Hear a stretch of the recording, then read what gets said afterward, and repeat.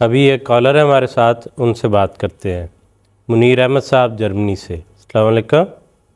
وعلیکم السلام ورحمۃ اللہ وبرکاتہ۔ جی فرمائیے۔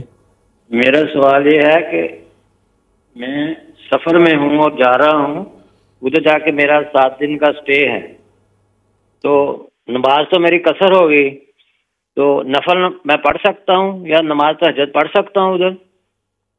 جی ٹھیک ہے منیر صاحب، آپ کا سوال آ گیا، ابھی ہم اس پہ بات کرتے ہیں۔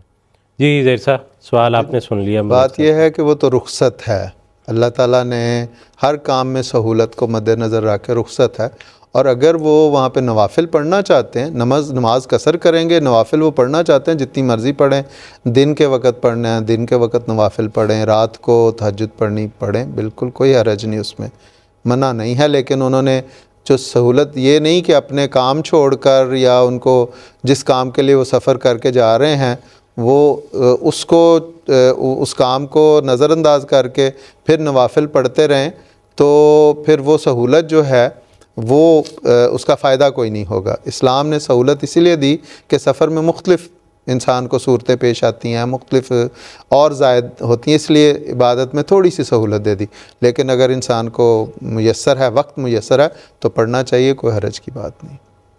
جی ٹھیک ہے۔